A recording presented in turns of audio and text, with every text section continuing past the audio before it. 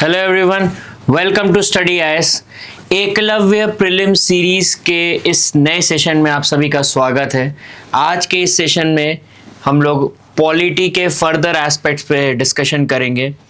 हमने ऑलरेडी पिछले सेशंस में डिस्कस किया है regarding the aspects of how and कैसे the very idea of constitution, constitutionalism, rule of law, ये सारी चीज़ें डेवलप हुई।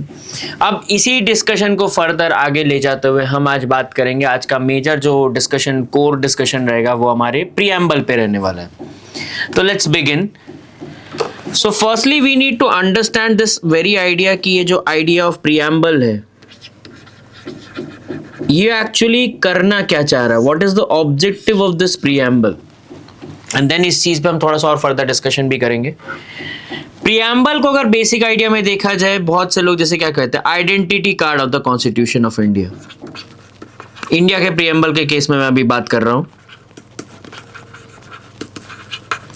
कि भाई एक तरह से देखा जाए प्रीएम्बल में there will be a discussion on certain philosophy कि भाई आप कौन से पॉलिटिकल आइडिया को एक्सेप्ट कर रहे हो। जैसे लिबर्टी, इक्वलिटी, फ्रेटर्निटी भी अगर आप एक्सेप्ट कर रहे हो तो एक तरह से फिलॉसफी आप कुछ अपने ले डाउन कर रहे हो। कॉन्स्टिट्यूशन ऑफ इंडिया देन उसको और फर्दर डिटेल मैनर में डिस्कशन करेगा। सेकेंडली यानी फिलॉसफी से आप क्या कर रहे हो, कहीं ना कहीं आप किस तरह के राइट्स देना चाहते हो वो चीज भी कर रहे हो। आपका नेचर ऑफ स्टेट क्या रहेगा वो चीज भी बता रहे हो। आप कहीं ना कहीं ये भी बता रहे हो कि ऑथोरिटी कौन है। देन यू आर सेइंग कि फ्रॉम विच डे कमेंसमेंट आप मान रहे हो इसका। तो ये कुछ कुछ चीजें आपके preamble of the Indian constitution में ऑलरेडी आ जाता है। इसका आइडिया कहां से आया है? अब जनरली देखा जाए तो very first preamble in the world has come from the United states of America.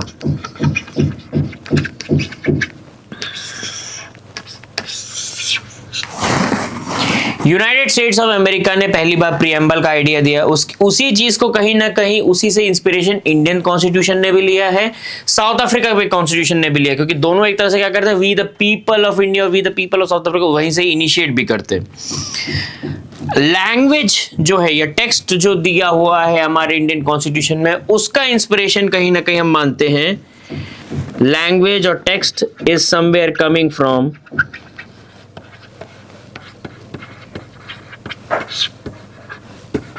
Australian constitution.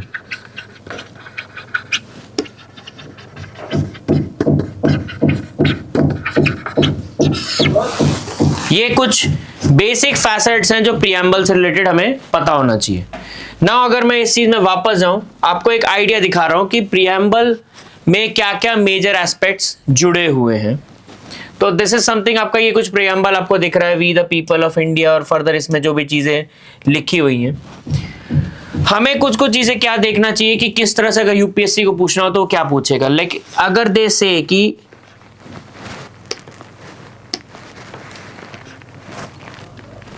Justice पे आए, तो अगर ये दिया जाए कि the preamble of the Indian constitution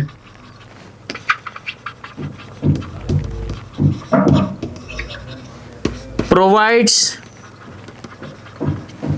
three types of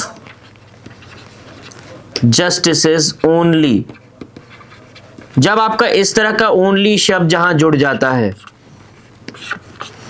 then we need to be very much conscious कि whether such statements are correct or not। और generally क्या होता है कि because extreme statement है तो वहां पे हम फंस भी जाते हैं, but then it is considered as correct because the very idea of आपका सोशल, इकोनॉमिक एंड पॉलिटिकल जो जस्टिस है, तीन ही तरह के जस्टिस के बारे में बताया है। और ये कहां से लिया गया है?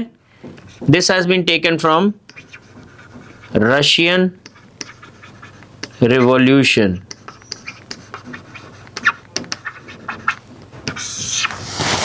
Similarly when we come to the liberty of thought, liberty के बारे में आए, लिबर्टी में भी we will if we see that the preamble of the Indian Constitution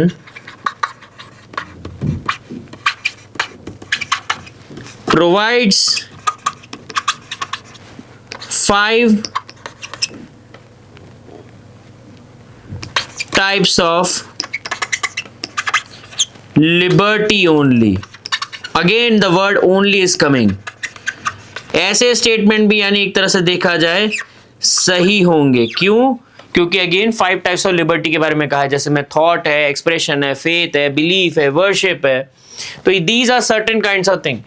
जो लोग स्टेट पीसीएस पे ज्यादा ध्यान देते हैं तो उनको प्रॉपर क्रोनोलॉजिकल ऑर्डर भी पता होना चाहिए कि भाई थॉट आएगा, देन एक्सप्रेशन आएगा, देन बिलीफ आएगा, देन फेथ आएगा, देन वर्शिप आएगा। तो इस तरह से आप याद करना चाहिए। Then again when it comes to equality there is an idea of equality of status and equality of opportunity. हम इस चीज में थोड़ा आगे फंडामेंटल राइट्स में जब हम जाएंगे तो हम इस पे थोड़ा बातचीत भी करेंगे, थोड़ा बेसिक आइडिया कि equality of status and equality of opportunity पे ही क्यों रहे, वो आउटकम और उन चीजों पे ज्यादा नहीं गए, उस चीज पे भी एक बार बात करेंगे। तो इक्वालिटी भी देखा जाए तो 2 तरीके के रहेंगे। Fraternity just a one word, but उससे क्या हो रहा है, fraternity is somewhere facilitating the preamble of the Indian constitution is somewhere facilitating और manifesting the fraternity to facilitate मतलब सॉर्ट ऑफ आपका dignity of individuals and unity and integrity of the nation. इसमें भी ये जो वर्ड है integrity और unity, ये वाली जो चीज है यूनिटी ऑफ द नेशन, ये जो भी देखा जाए ये वर्ड कहां से है, ये 42nd कॉन्स्टिट्यूशन अमेंडमेंट एक्ट से आया था। सिमिलरली एक और चीज अगर आप देख पाओगे यहां पे भी ओरिजिनल यूपीएससी ने 2021 में एक बार क्वेश्चन भी पूछा था कि what was the nature of the Indian state on 26 जनवरी 1950। तो मेजरली दैट अकॉर्डिंगली वो क्या जानना चाह रहे कि प्रियम्बल से आप एक तरह से देख सकते हो कि वो सॉवरेन भी था, आपका डेमोक्रेटिक भी था एंड रिपब्लिक था। The words socialist and secular, ये जो वर्ड्स आए हैं ये words have been inserted from the again 42nd constitutional amendment act के थ्रू। हाँ, जैसे मैं बात कर रहा था ऑथोरिटी या किस तरह से है, तो कहीं ना कहीं कॉन्स्टिट्यूएंट असेंबली को कहीं ना कहीं ऑथोराइज किया जा रहा है ताकि वो इस कॉन्स्टिट्यूशन को अडॉप्ट करे। कब? 26 नवंबर 1949 को। दैट्स इट, इतना ही है प्रियम्बल में। बट अब इस चीज के बाद आती है कि इसका एनालिसिस कैसे किया जाए, उस चीज पे मेजर डिस्कशंस करने हैं। So getting back to this part कि we see this overall preamble, हमने कुछ चीजें बात की कि भाई 42nd constituent assembly 42nd constitutional amendment act के थ्रू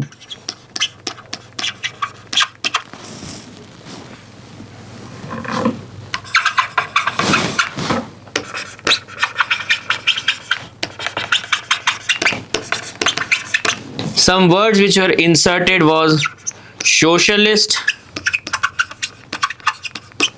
secular and unity जैसे वर्ड अगर है तो ये कुछ चीजें एसेंशियल हो जाती है जो आपके 42nd कॉन्स्टिट्यूशनल अमेंडमेंट के थ्रू एक्ट के थ्रू आई भी है। नाउ इनको ऐसा पहले क्यों नहीं अडॉप्ट किया गया, इसके बहुत सारे फैक्टर्स आ जाते हैं, वो चीज़ अगेन यूपीएससी वैसे पूछता नहीं, बट स्टिल हम लोग थोड़ा सा इस पर बात करेंगे। जैसे आपका हम ये दे भी सकते हैं, अभी रिसेंटली किताब भी आई है according to the book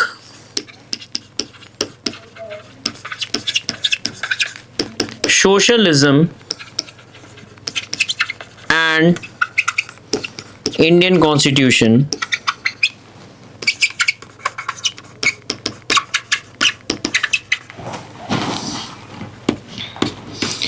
the idea of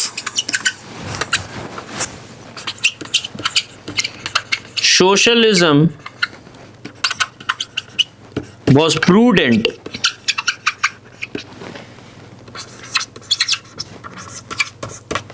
for decolonized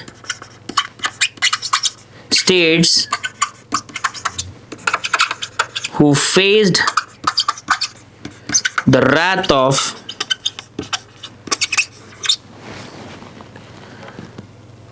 colonialism wrapped in capitalist economic system।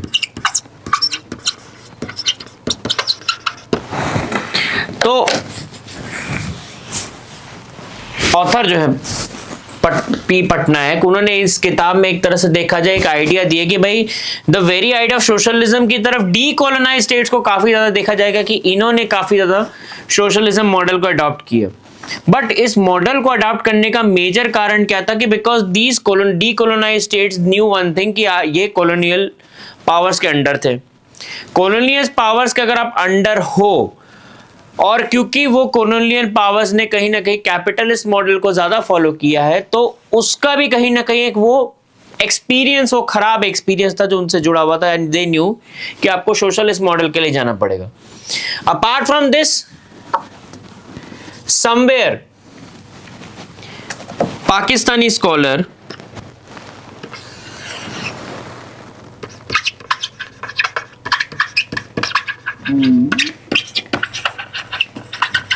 Hamza Alawi stated that economic and social institutions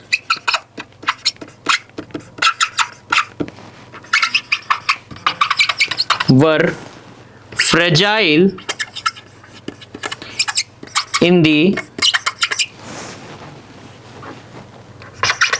newly independent states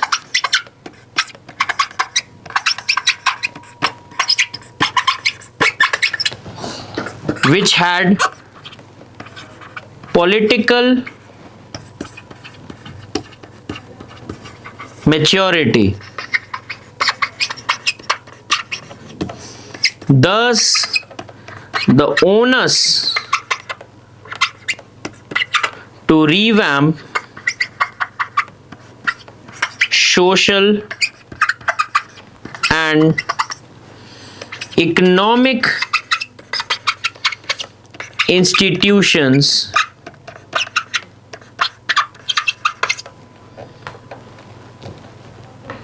lied on political leaders and entities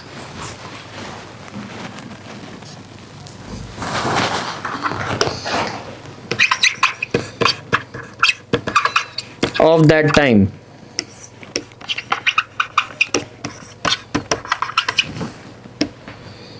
Due to this,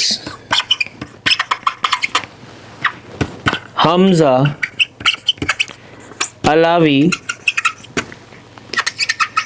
called it a overdeveloped state। मतलब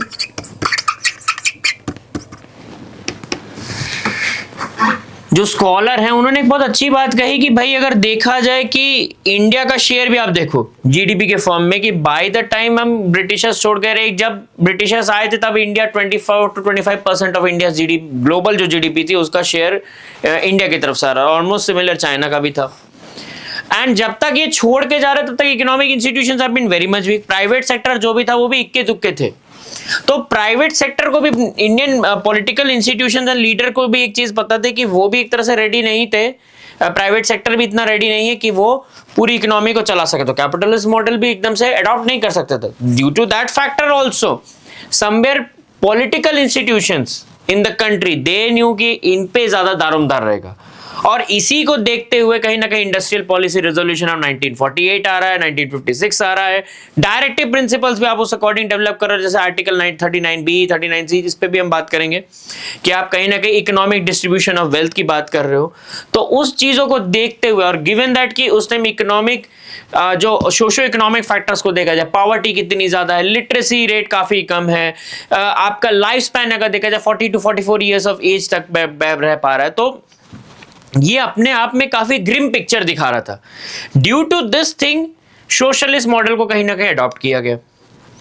similarly secular model भी अगर देखा जाए, हालांकि ये है कि 1976 तक बाद में जाके अडॉप्ट किया गया, क्योंकि 70s में भी जाके देखा जाए, अब ये जो मैंने बाकी बुक की सोशलिज्म एंड इंडियन कॉन्स्टिट्यूशन में बहुत अच्छा पॉइंट बताया है कि आप कहीं ना कहीं एक चीज देखोगे कि there is a certain kind of need of the hour at that time, कि नहीं अब तो सोशलिज्म को और ज्यादा एक्सपैंड करना है। Why is it so? Because 1947 में अगर देखा जाए, जो टॉप 1% जो इंडिविजुअल्स थे उनके पास देश का करीब करीब 12% ऑफ वेल्थ था। हालांकि 1982 तक आते आते ये 12% का ऑलमोस्ट आधा कर दिया था, 6% कर दिया था। That means socialist model was helping, but by the time 1970s तक कहीं ना कहीं अगर देखा जाए ड्रॉट्स हो रहे हैं, सूखा पड़ रहा है, आपको प्लान हॉलीडे लेना पड़ रहा है, जो आपके 5 ईयर प्लान्स थे। ये अपने आप में दिखा रहे थे कि इंडिया का जो जीडीपी था वो काफी ज्यादा स्टैग्नेंट हो चुका था, ग्रोथ ज्यादा नहीं दिख रहा था। तो at that moment public sector को और अपना intervention, further state intervention, state capacity को फर्दर ऑगमेंट करना था। That became somewhere need of the hour, कि आपने कहीं ना कहीं प्रीएम्बल में इस वर्ड को जोड़ा। सेक्युलर वर्ड भी एक तरह से देखा जाए, अगेन ये फैब्रिक में ऑलरेडी हो चुका था, बन चुका था, कि हमने इस चीज में बात की कि Indian form of secularism, last class में भी बात करते हैं कि फ्रेंच में जो सोसाइटी वो तो सिंगल यूनिलैटरल रिलीजियस सोसाइटी थी। तो उसमें क्या था कि आप कहीं ना कहीं क्रिश्चियनिटी है, यहां पे क्या है, क्योंकि आपका पार्टीशन जो हो रहा है, या जिसे हिंदी भाषा में अगर देखा जाए कि फ्रेंच सोसाइटी में नकारात्मक पंथ निरपेक्षता है, नेगेटिव सेक्युलरिज्म। इंडिया में क्या हुआ, it was somewhere a model of positive secularism. Why? Because multi religious society है, यहाँ पे partition is coming on the grounds of religious conflict. तो वहां पे स्टेट्स को कहीं ना कहीं इंटरवीन करना था कि भाई लॉ एंड, अगर आप कॉन्फ्लिक्ट करोगे, पीस एंड हार्मोनी डिस्टर्ब होगी, लॉ एंड ऑर्डर खराब होगा, लॉ एंड ऑर्डर का रिस्पॉन्सिबिलिटी कहीं ना कहीं स्टेट का होता है। तो स्टेट को कहीं ना कहीं ओनस लेकर कहीं ना कहीं बोलना पड़ेगा कि भाई हमें इंटरवीन करने की जरूरत है। अगर आप ऐसा कुछ भी चीजें चलाते हो, कोई भी ऐसे इवेंट चलाते हो जिससे harmony of the society is getting affected, तो हमें ऐसे मॉडल पे जाना पड़ेगा। तो जहां फ्रेंच सोसाइटी में आपको अलग कर दे रहे हो स्टेट और रिलीजन को, यहाँ पे स्टेट और रिलीजन आपस में साथ में है, बट ये है कि इतने पास इतने दूर वाली चीज चल रही है, कि प्रिंसिपल डिस्टेंस, कि भाई कुछ पोजीशन के लिए हम आपके पे इंटरवीन नहीं करेंगे, आपके जो भी मैटर्स है that is very much different. But yes, if we see that there is certain kind, there is a need for certain kind of intervention, then we are going to do the same. तो वो चीज आ जाती है। Similarly उसी चीज को लेके unity की बात भी क्यों हो रही थी, क्योंकि भाई कहीं ना कहीं 70s के पीरियड में जब आप इमरजेंसी और उधर की तरफ जा रहे थे, तो पॉलिटिकल इंस्टीट्यूशन का एक तरह का डर लग गया था कि हाँ देश कहीं ना कहीं फिर से बिखर ना जाए। और कहीं ना कहीं नॉर्थ ईस्ट में भी ये इंसर्जेंसीज इतनी ज्यादा उस टाइम धीरे धीरे वो भी पनप रही थी, तो वो मतलब आप ये सोचे कि कहना नहीं चाहिए, बट हाँ कि पहली बार आजाद भारत में ये हुआ कि भारत के अपनी आर्मी ने नहीं अपने किसी लैंड पे अपना बम गिरा रही हो, ये सारा चीज जो हुआ मिजोरम में। और तो it was a quite very heart wrenching event. But yes, उस चीज को देखते ही यूनिटी की बात आई, इसलिए प्रियम्बल में हमने यूनिटी के भी इस टर्म को ऐड किया। तो ये कुछ कुछ मेजर डायमेंशंस है जो प्रियम्बल से रिलेटेड आपको पता होना चाहिए कि कौन सा अमेंडमेंट के थ्रू क्या किया जा रहा है। ठीक है। Now another major fact that needs to be tackled is that ये जो बार बार बात होती है कि preamble is part of the Indian constitution और नॉट।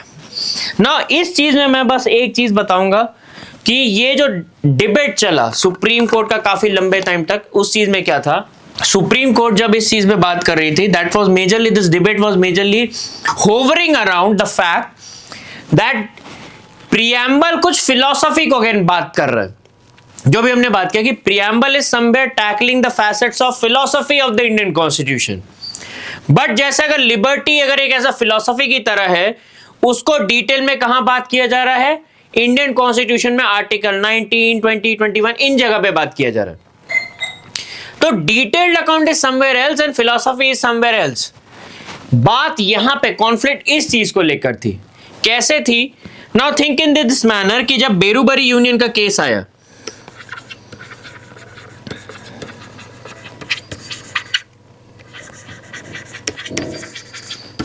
ना बेरूबरी यूनियन के केस में क्या प्रॉब्लम थी कि यहां पे इंडिया को सर्टेन लैंड आपको पाकिस्तान को देना था, देयर वाज सर्टेन ग्राउंड्स जिसके बेसिस पे देना चाहिए था, तो दिया गया। हालांकि कोर्ट में केस क्या गया कि भाई बेरूबरी यूनियन अगर आपने दे दिया, एंड बिकॉज आपके प्रियम्बल में ये चीज लिखा हुआ है कि आइडिया ऑफ सॉवरेन है, sovereign, democratic and republic. By that time socialist and secular word were not inserted, but nature of the state says कि ये sovereign है. अगर आप अपना ही लैंड का एक टुकड़ा आप किसी और को दे दोगे तो आप किस बात के लिए सॉवरेन रह जाओगे?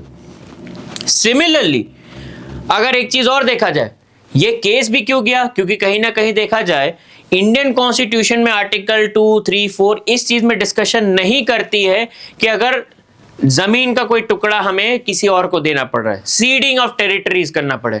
हमने किस चीज में बात किया कि अगर हम कोई टेरिटरी एक्वायर करते हैं, जैसे फ्रांस के केस में हमने पुडुचेरी और ये सारी चीजें ली, पोर्टुगल के केस में हमने गोवा लिया, तो ये उस केस में हमने एक्वायर किया था। But what happens in the case जब हमें कुछ देना पड़ रहा है? तो ये बड़ी चर्चा चली कि भाई सुप्रीम कोर्ट ने कहा कि भाई कॉन्फ्लिक्ट तो था, but supreme court felt that कि नहीं, बेरूबरी यूनियन तो देना है। बट बिकॉज आपके प्रियम्बल में लोग कह रहे कि भाई प्रियम्बल में ये दिया हुआ कि नहीं आप ये नहीं कर सकते हो, तो ये बड़ा नीड ऑफ द आवर बन गया कि भाई इस चीज को सेग्रीगेट करने की जरूरत है, लैंड तो देना ही पड़ेगा। So what they said at that time supreme court, that preamble is not part of the Indian Constitution.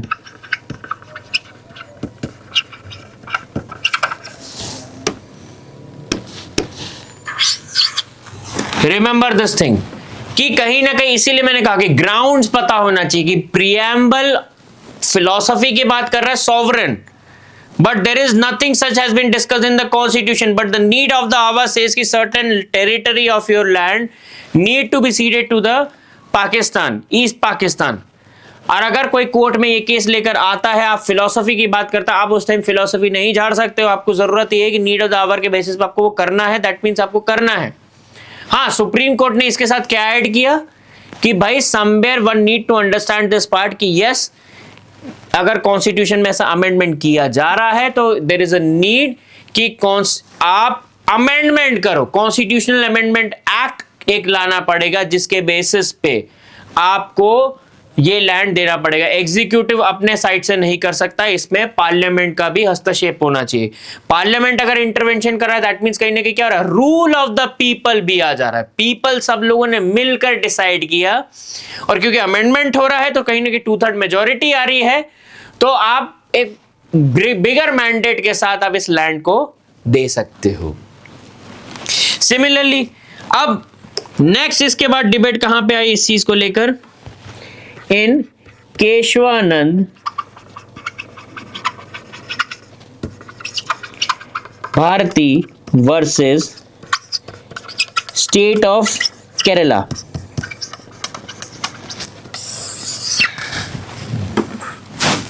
Now this is again a major case. इस चीज में भी हम फंडामेंटल राइट्स में हम बात करेंगे कि भाई Kesavananda Bharati versus state of Kerala में एक मेजर डायमेंशन जो आ जाता है, दैट इज कि one need to understand this part कि केशवानंद भारती वर्सेस 1973 के केस में कि वहां पे क्या था कि उस टाइम तक हमें ये देखना पड़ेगा कि फंडामेंटल राइट में right to property was a fundamental right under article 19(1)(f) and article 31 के अंडर भी।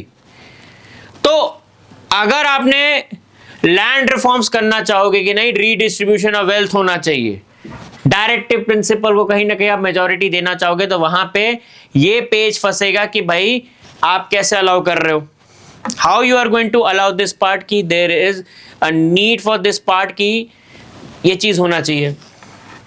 सो देन ये पार्ट भी, इस चीज पे भी बड़ी डिस्कशन होगी कि भाई अगर ऐसा कुछ होता है कि स्टेट ऑफ केरला अगर कोई लैंड फॉर्म्स लाना चाह रहा है जिसपे वो एक्विजिशन कर रहा है कि नहीं भाई ये लैंड हमें इसलिए चाहिए क्योंकि हमें लैंड रिफॉर्म्स करने, बट केशवानंद भारती का मत चला जा रहा था तो केशवानंद भारती सुप्रीम कोर्ट में गए, और इस चीज की बड़ी बात चल रही थी कि भाई पार्लियामेंट ने तब तक कह दिया था कि भाई हम कॉन्स्टिट्यूशन की किसी भी चीज को चेंज कर सकते हैं। तो अगेन फिर बात उठी कि भाई अगर आप लैंड रिफॉर्म्स करते हो, अगेन लेट अस कम कि भाई ऐसा क्या है कि फिलोसॉफिकल एस्पेक्ट आ जा रहा है। यहां पे मेजरली क्या चीज आ रही थी, लिबर्टी ऑफ एक्सप्रेशन, या इस चीज को देखा जाए राइट टू प्रॉपर्टी भी अगर देखा जाए, एज सच प्रॉपर्टी का आइडिया कहीं पे भी नहीं दिया हुआ है। फिलोसॉफिकली आप कहीं ना कहीं इसमें लिबर्टी वाले पार्ट से मिसिंग हो आर्टिकल 19 के basis, but equality of status somewhere you need to understand कि गवर्नमेंट क्या बोल रही थी कि भाई equality of status and opportunity के बेसिस में अगर देखा जाए, स्टेटस के बारे में बात किया जाए, ताकि अगर लैंड रिफॉर्म्स आप करते हो, लैंड डिस्ट्रीब्यूशन कर रहे हो, तो अगर किसी को ओनरशिप ऑफ लैंड मिलेगी तो वो एक सर्टेन काइंड ऑफ अपग्रेडेड या अपलिफ्टेड स्टेटस में जाएगा, एलिवेटेड स्टेटस में जाएगा, which is very much necessary. आपको स्टैंडर्ड ऑफ लिविंग अगर बढ़ानी है तो आपको ये फैक्टर लेना पड़ेगा। बट अब गवर्नमेंट क्या कर रही थी, गवर्नमेंट इस पार्ट पे खेल रही थी। पहले गवर्नमेंट क्या कर रही थी, वो सॉवरेन वाले आइडिया से भाग रही थी। केशवानंद भारती क्या कह रहे थे कि नहीं भाई, this is something a problematic, आप फंडामेंटल राइट से खेल रहे हो, आप इस चीज को ये गलत माना जाएगा। और क्योंकि पार्लियामेंट ये कह रहा है कि कहीं ना कहीं in our we the people को हमने मैंडेट दे दिया, solemnly resolve to constitute India, कि भाई इंडिया को हम क्या बनाना चाहते हैं, तो हमारे पास वो कॉन्स्टिट्यूएंट असेंबली के थ्रू बना है, तो हम ज्यादा सुप्रीम है, सुप्रीमेसी की भी बात होने लगी।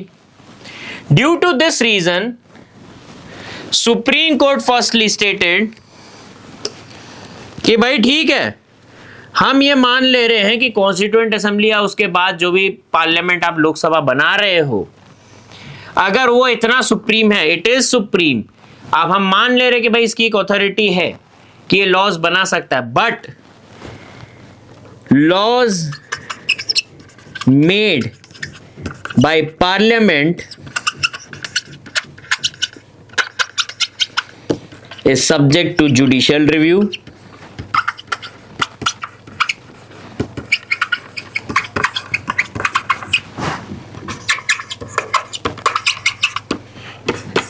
दूसरा चीज, the very idea of basic structure doctrine आ गया।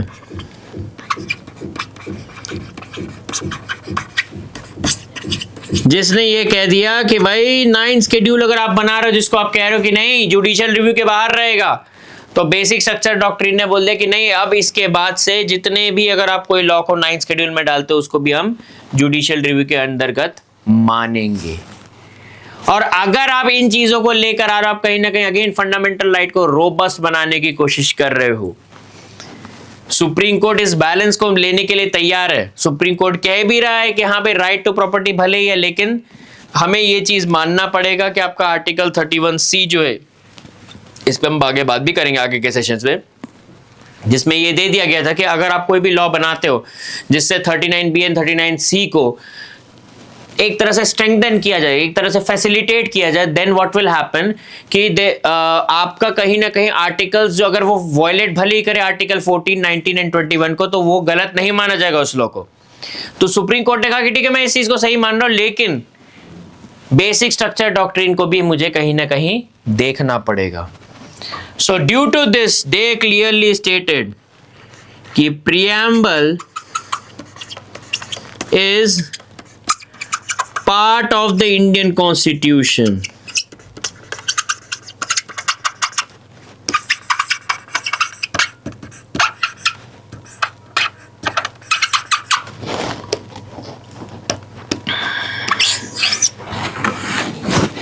Preamble is part of the Indian Constitution. अब एक आखिरी पेज था, and that last page was कि भाई ठीक है, आपने प्रीएम्बल को पार्ट तो मान लिया, आप ये डिबेट अभी भी चल रही है कि वेदर इट नाउ आपने इस चीज को खत्म कर दिया, बिकॉज बट अगेन क्या हो रहा है कि प्रीएम्बल आपका फिलॉसफी मेंटेन करता है और आप कॉन्स्टिट्यूशन में उसके डिटेल्ड अकाउंट पढ़ते हो। लास्ट इसका फाइनल जो सील हुआ, that was done during the case of LIC case. Now what happened in the LIC case? Again LIC ने एक इंश्योरेंस स्कीम लाई थी जो मेजरली कुछ लोगों को एग्जाम किया था, पब्लिक जनरल पब्लिक के लिए मेजर था, बट उन्होंने बाकी कुछ को फर्दर लोगों को एग्जाम किया था। तो उसमें पब्लिक सेक्टर के भी कुछ एम्प्लॉइज थे। अब बात ये आ गई कि वहां पे देन आप स्कीम्स में क्या करो, कहीं ना कहीं कुछ लिमिटेशन लगा रहे हो कि आप किसी पर्टिकुलर सेक्शन ऑफ सोसाइटी को देना चाहते हो, किसी को नहीं देना चाहते हो। Then what happened, again case गया, किस चीज पे जाएगा कि आप equality of status and opportunity, preamble में equality of status and opportunity अगर लिखा है तो आप किस बेसिस में आप डिस्क्रिमिनेशन कर रहे हो?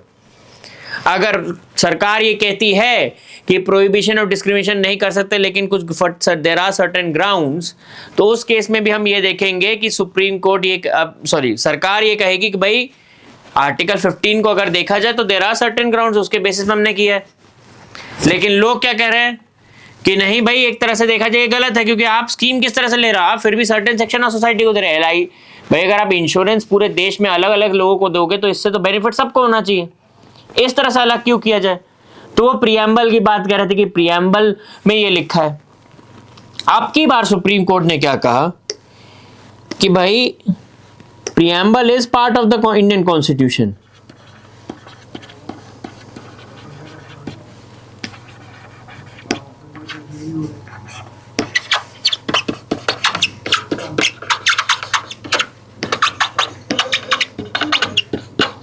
But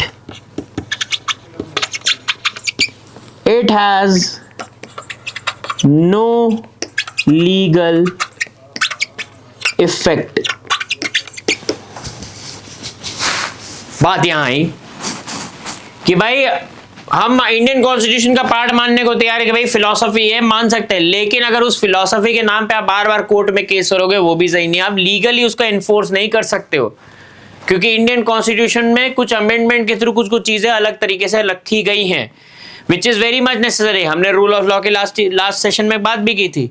इंटेलिजेंट डिफरेंशिया, अगर डिस्क्रिमिनेशन करना पड़े तो रीजंस भी बताने पड़ेंगे। Rational nexus, rational nexus and intelligent differentia क्या कर रहा है, भले अगर दे आर एक्सेप्टिंग कि सोसाइटी में there is certain kind of inequality है और उस चीज को अगर एड्रेस करना है, then there is a need to understand कि उस चीज को अगर अंडरस्टैंड करना पड़ेगा तो आपको ये मानना पड़ेगा कि आपको सर्टेन काइंड्स ऑफ डिस्क्रिमिनेशन करने की जरूरत है। अब उस बेसिस में, क्योंकि वो चीज आप प्रियम्बल में तो आप डिस्कस नहीं कर सकते हो, so then what is necessary कि भाई प्रियम्बल को आप ये मान लो कि हाँ इंडियन कॉन्स्टिट्यूशन का पार्ट है, but it has no legal enforcement. ये चीज एक मेजर आ जाता है। यूपीएससी ने 2020 में ऑलरेडी ये क्वेश्चन पूछा हुआ है कि preamble of the Indian constitution it is part of the Indian constitution but it has no legal effect. Answer उसका ये था प्रियम्बल। और इससे रिलेटेड ये लास्ट एक तरह से बहुत इंपैक्टफुल क्वेश्चन था। सिमिलरली जैसे मैंने 2021 का बताया,